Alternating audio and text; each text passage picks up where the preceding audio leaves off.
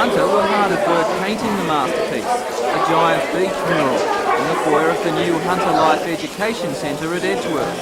A $1 million centre, built with the help of 1987 NBN Television funds, is set up to educate people about the dangers of drugs. Projects such as the mural are part of this education, designed to boost children's self-esteem and feelings of worth. Local artist John Earl guided the young apprentices and was having a little trouble controlling the youngsters' exuberance. I'm giving advice, but it's not that special. I'm just trying to tone them back a little bit at the moment, you know, but I think we'll have a nice result at the end of the day.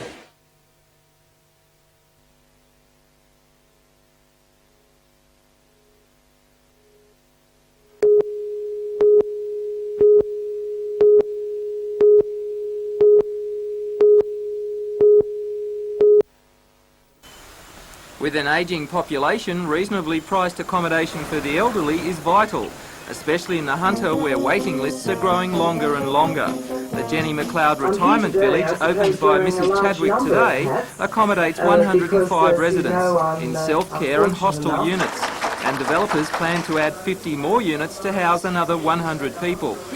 Meanwhile, the Hillside Nursing Home is also celebrating today, with the 100th birthday of one of its residents. Mrs Evelyn Foster shared her special day with her 2 daughters, 2 grandchildren and 5 great-grandchildren, plus a host of friends and relations. Evelyn grew up near Dungog and was married in 1912 to policeman Stuart Foster. The couple travelled the state working at several country stations. Stuart died 50 years ago, but Evelyn has maintained a good relationship with the police force. Evelyn doesn't drink or smoke and says hard work is the secret to long life.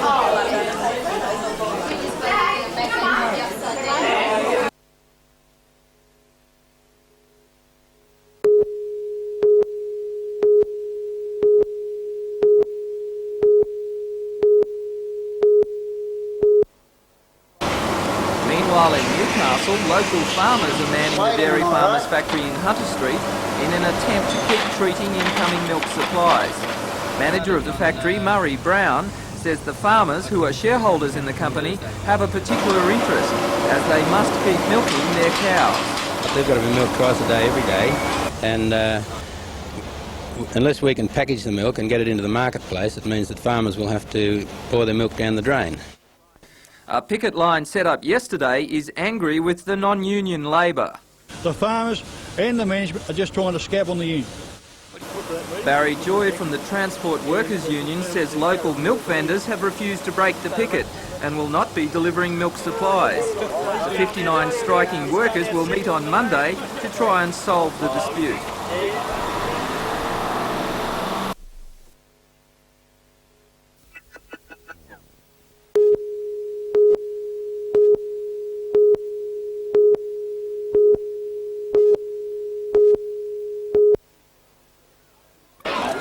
Who better to open such an Australian festival than the Leyland Brothers? With 5,000 seafood lovers watching, the serious business of the weekend was soon underway, eating the prawns. The amateurs were the first to the table, but for the dedicated sports fans, it was the elite they had come to see, the world champions of prawn eating. The record to devour 1 kilogram of prawns is 5 minutes, 2.6 seconds. Today's world competition didn't peel that record, with Sydney connoisseur Fred Monk only managing 5 minutes 48 seconds. The Prawn Festival continues tomorrow.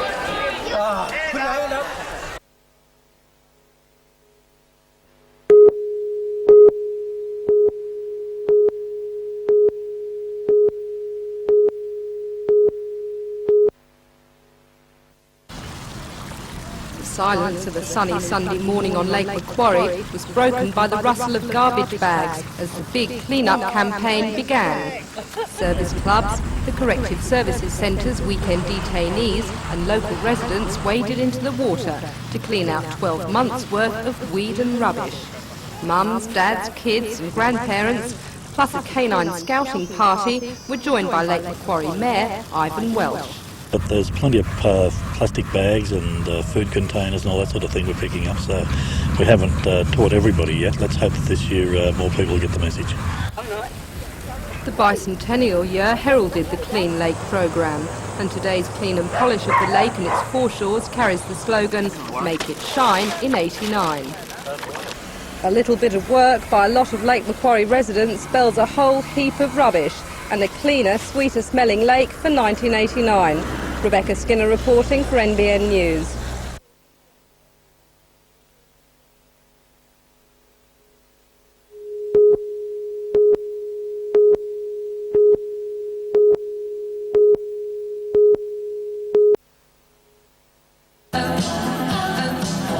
Maitland's Jim Jam Aerobics Club hoped to break a record today by attracting 2,000 children to take part in exercise classes.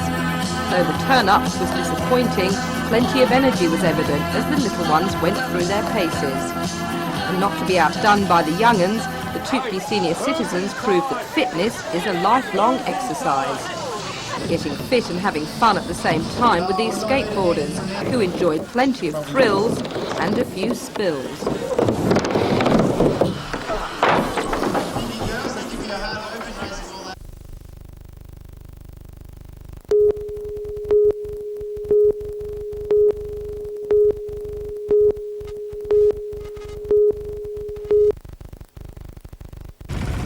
Came down to the last heat to decide the winner in a closely fought Australian Championship. Richard Deves from Manly and sailing Derricane FGI was the eventual winner from Otis, sailed by Dennis Tanko, and in third spot was NRMA Boat Insurance, skippered by Peter Dolan. The organisers were once again very pleased with the nominations, and the regatta is really growing in stature.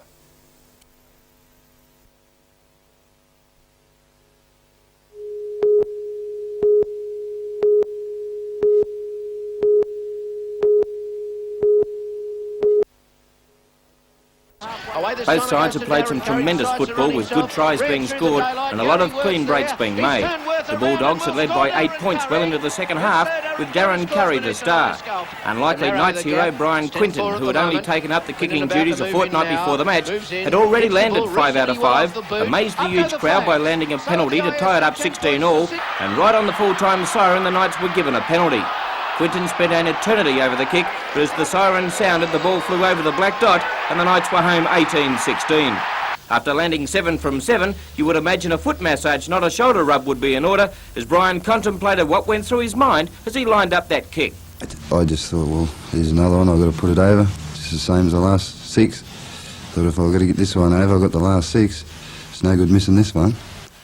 While Knights physio Lisa Tynan ironed out the kinks in the back of Brian Quinton, he was acutely aware of the pressure on him by players performing well in reserve grade. Yeah, there's heaps of pressure now, which is good. Everyone thrives on pressure. But while Quinton keeps landing 2-pointers, Coach Alan McCloud will be more than happy. Hits the ball, doesn't look all that bad, it's there! Brian Quinton's kicked it! So Brian Quinton, why, gee, what a surprise packet!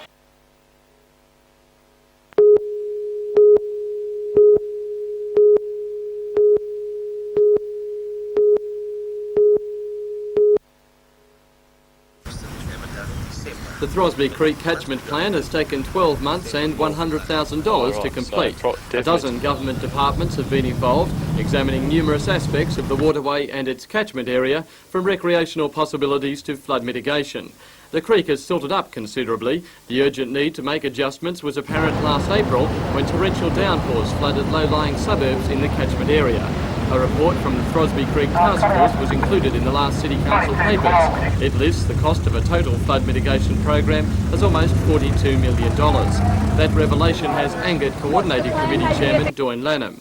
The state government has not as yet promised any funding for the project, and Alderman Lannan says the release could have damaged Newcastle's chances. I think the ministers or the government as a whole could get the wrong impression with the amount of money that's been indicated in the report. I feel that the report, when it's finally decided on, will be looking at the working stages, and it'll be much smaller amounts, something that the state government can afford. Newcastle's Lord Mayor John McNaughton disagrees that the report will have any impact on funding. He says the release was made as aldermen need to be kept informed. I think the sooner you can get these things out in the public arena, the better. And as far as funding is concerned, there's been no promises of funding, and I think that in the due course that will come anyway. The full report will finally be released on the 21st of April in the presence of Virginia Chadwick, Resources Minister Ian Causley and probably Deputy Premier Wal Murray. However, getting three state government ministers and their diaries together is not an easy task. The launch has had to be postponed several times already, and even if it does go ahead on April the 21st, there will still be one notable absence. Ironically, the Lord Mayor won't be here. He'll be returning from a trip to Japan. Ross Hampton for NBN News.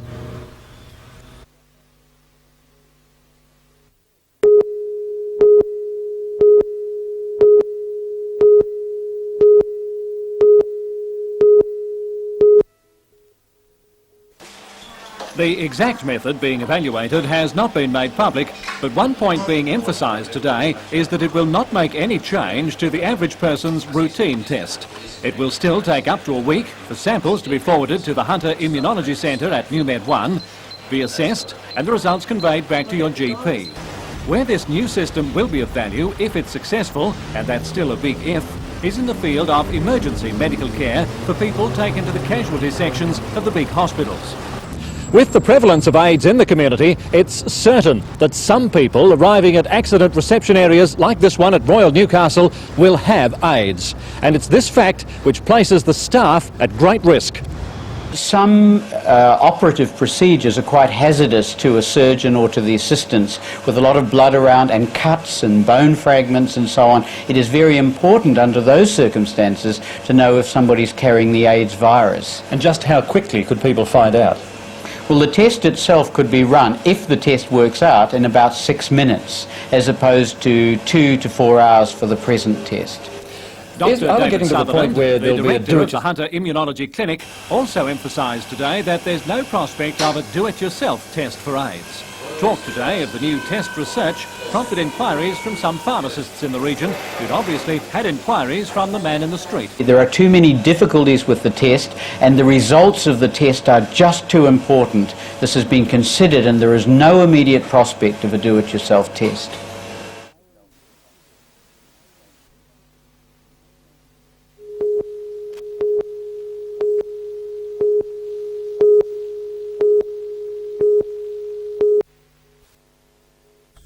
In extremely hot conditions, players from Sweden, the Netherlands, Japan, the United States, New Zealand and Australia began the tussle to see who is the master of the satellite tour. 24 men and 16 ladies, who have qualified for the final after playing 3 other tournaments before Newcastle, are fighting to improve their world rankings. Esmee Hugendorn from the Netherlands hit some powerful forehands to overcome Australia's Kerry-Ann Johnston 6-1-7-5. Third-seeded Kiwi Claudia Toliafoa defeated local girl Jane Taylor 6-2-6-2, and Renee Stubbs beat Angie Woolcock 6-3-6-4 in an all-Aussie affair. Richard Eriksson from Sweden turned in an exciting performance to dispose of Paul Mick of the United States 6-4-7-6.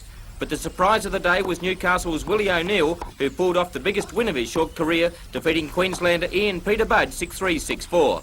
Peter Doohan plays tomorrow.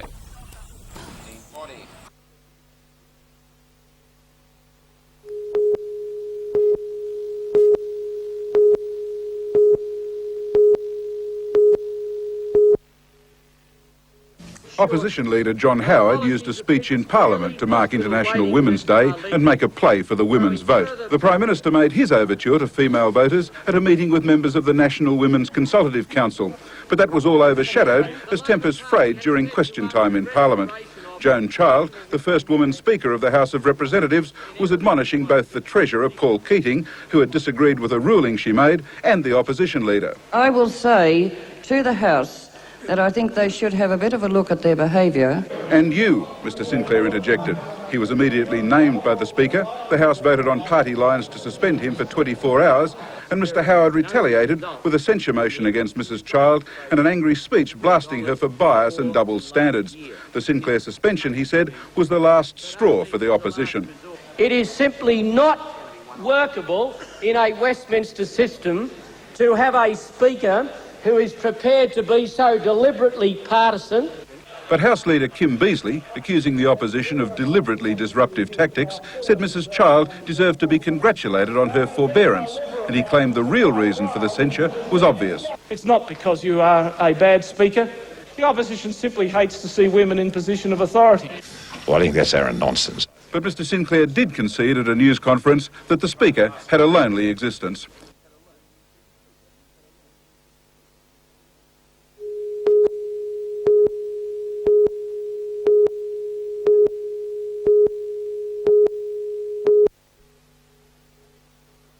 The fanfare heralding the opening won't distract motorists from less encouraging signs, namely 15 kilometres of carriageway now undergoing $2 million repairs. Engineers with the RTA say massive cracks in the surface are the result of faulty design and construction.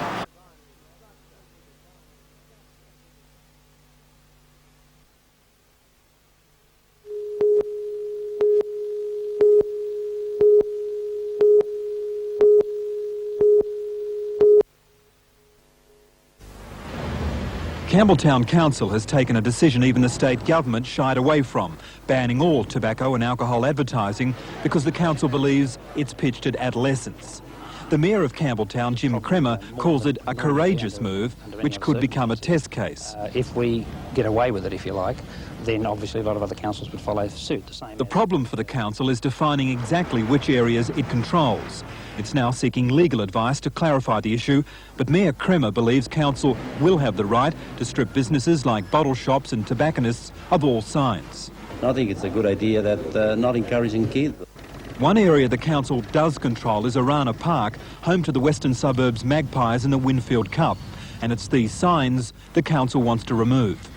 In its desire to safeguard the health of children living in the area, Campbelltown Council is unwittingly tangled with a much bigger and arguably more powerful player in the New South Wales Rugby League. But while it's shaping up as a David and Goliath battle, the council refuses to be intimidated. Pressure will not...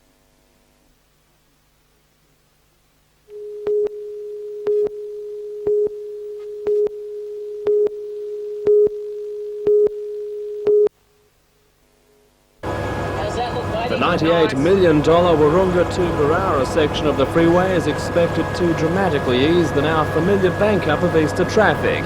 The official opening will be on Sunday the 19th, but traffic won't use the freeway until Wednesday the 22nd, just before Easter. The fanfare heralding the opening won't distract motorists from less encouraging signs, namely 15 kilometres of carriageway now undergoing $2 million repairs. Engineers with the RTA say massive cracks in the surface are the result of faulty design and construction. Some sections of the concrete will have to be lifted, others are being consolidated with steel rods. Today the worksite was marked, as always, by barriers, but over Easter they'll be removed to ease traffic congestion.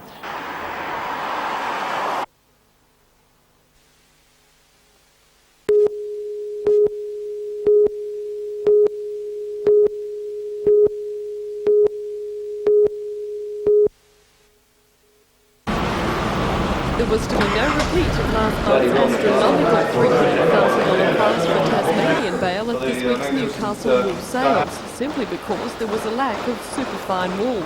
Only the November and February sales are noted for bringing the New England clip to Newcastle, the clip that usually attracts the big bids. This time, most of the wool on offer came from the slopes and plains of the central and northwest and was of 21 to 24 micron. The type of wool that has the potential to fetch $300,000 a bale is usually around 17 micron. But Tom Towers, manager of Primac Pastoral Company, said for the 34,000 medium quality bales that were on offer, the prices were good, chiefly because of the strong turnout of international buyers. Now it's held up very well, and even today we were seeing at the end of the sale more orders coming in and good competition right across the board with Japan, Western Europe, particularly France and Italy, and Korea were there, and also Taiwan. However, there was one top-quality superfine bale offered today, and it fetched the top price. It came from the finest wool-growing properties in the New England. The 32 properties are proud to be the bale in aid of a good cause. An appeal to help former long-distance runner Mike Doherty piece together his shattered life. Mark had suffered meltdown When he after a collapsed fun run after at less than Wagga an last hour, year. his body It caused the temperature was amputation nearly of one of his 43 legs degrees. and His has left thigh him muscles had severely overheated disabled. and At the liquefied, suggestion and of the every Wool-Wire organ was... Sports Committee, renowned Armidale grower Ross Tully took on the task of collecting the fleeces, which were offered today by Primac. The first duty was getting the fleeces, and that was easy, really, because many of the folk that donated the fleece are personal friends and superfine wool growers. So that part of it wasn't difficult, and there were many others who aren't clients of Primac who also joined in this in the Armidale district, for which I'm very grateful.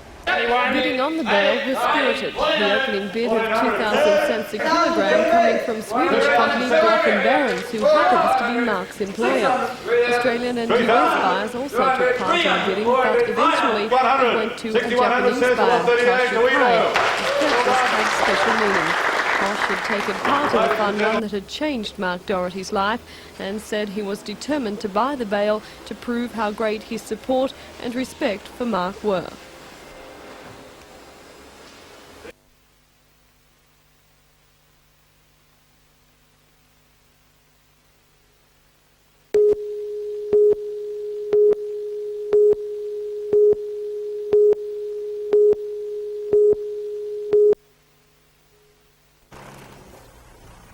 The biggest byproducts of sewage treatment are water and solids. The solids eventually precipitate out of water in settling ponds. In the past, that waste has been used as on-site fill, but now its high nutrient value is being recognised as an excellent fertiliser.